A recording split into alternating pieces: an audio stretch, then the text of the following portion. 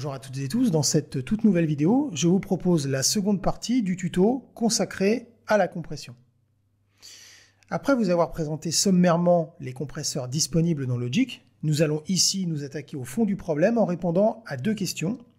La première, pourquoi compresser? Et la deuxième, comment régler un compresseur? Alors commençons par la première question, pourquoi compresser? S'il est bien une question à se poser, c'est justement celle-ci.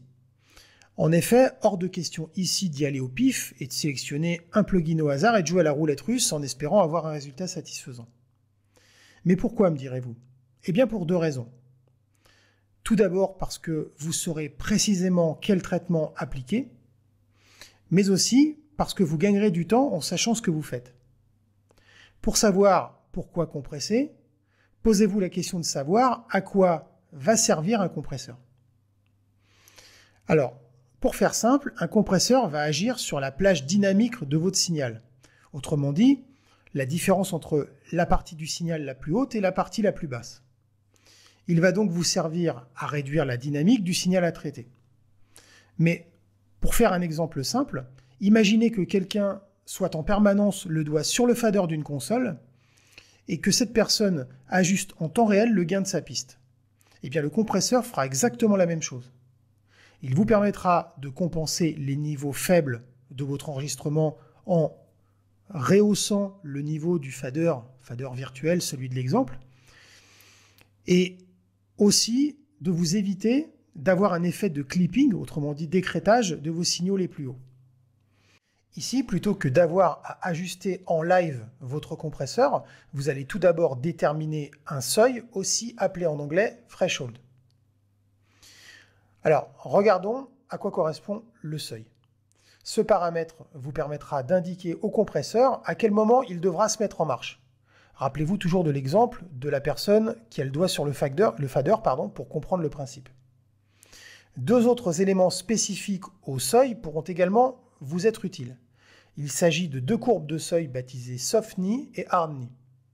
Vous déterminerez ici de la progressivité soft knee ou non hard knee de la mise en action du compresseur. Passons au ratio. Après avoir déterminé votre seuil, vous devrez choisir un ratio. Ici, et comme son nom l'indique, le ratio va permettre au compresseur de savoir sur quelle portion il va devoir travailler.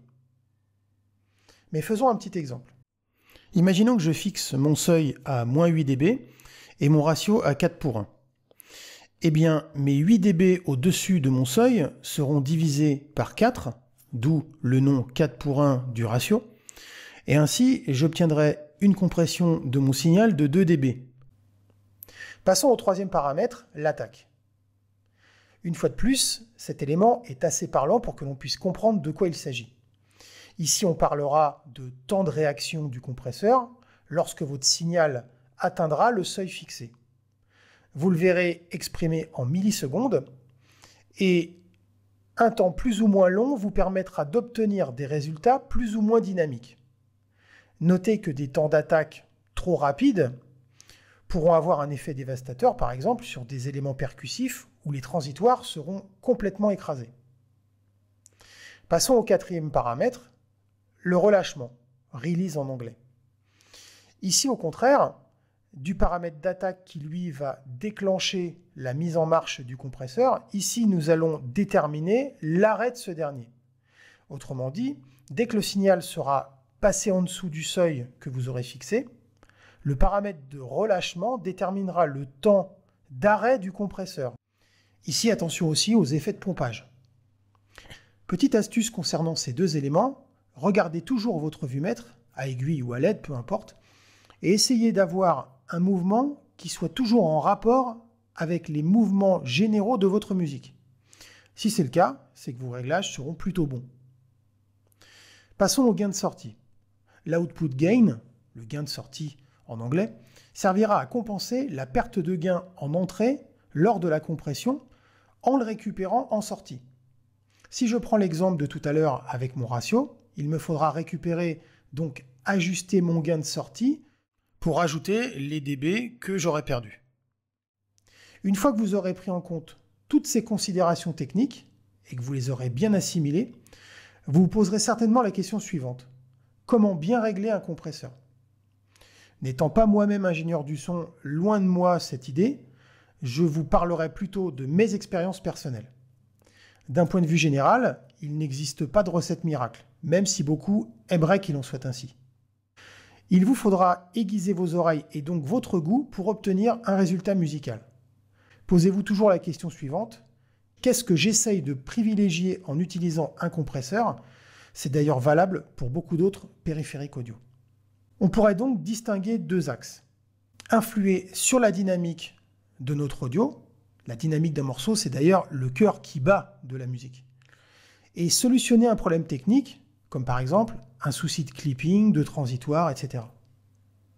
N'oubliez pas qu'il existe, comme je vous le disais dans le tout premier volet de ce petit dossier, différents types de compresseurs et que tous auront un tempérament bien particulier. Le compresseur universel n'existe pas vraiment, quoi qu'on en dise.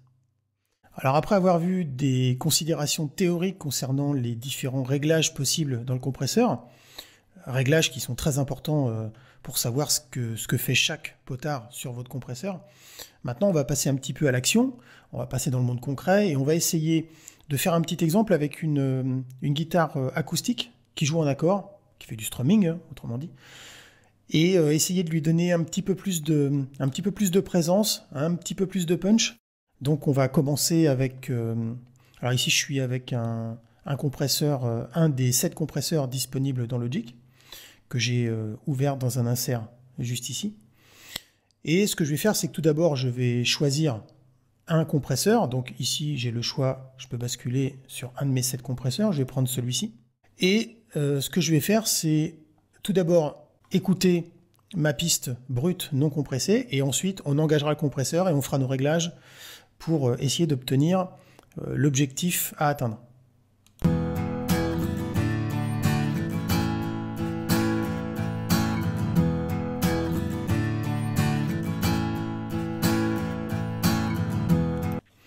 Alors, ce qu'on va faire, c'est que, alors, personnellement, je n'utilise jamais l'auto-gain, donc je désactive automatiquement pour avoir la main sur mon paramètre. Et ici, je désactive aussi également le paramètre automatique qui va s'occuper du release, puisque je veux aussi avoir la main sur ce paramètre.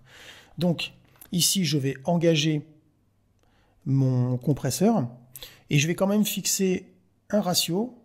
Je vais choisir un ratio de 3:1. On ne va pas essayer de partir dans des paramétrages un peu extrêmes. Ici, pour ce que je veux obtenir comme résultat, ce sera amplement suffisant.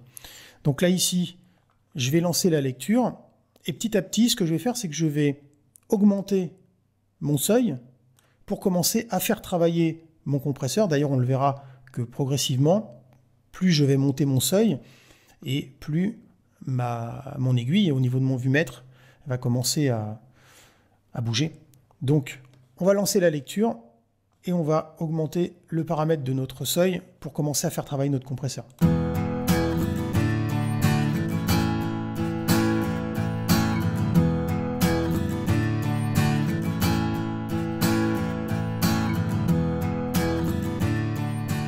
Ça m'a l'air pas mal.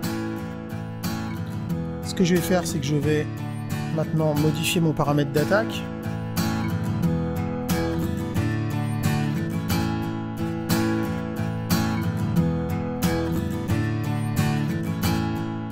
On va mettre un release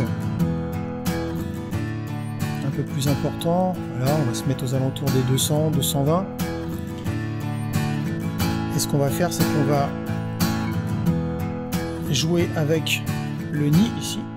Là, je suis plutôt en hard ni, donc ce que je vais faire, c'est que je vais me mettre plutôt en position soft. J'ai quelque chose de plus progressif ici. Je vais me remettre en position vumètre. Et ce que je vais faire, c'est que je vais récupérer les dB que j'ai perdus pour les récupérer au final.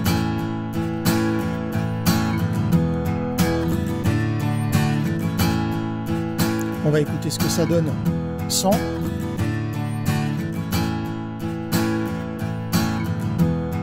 On va écouter avec.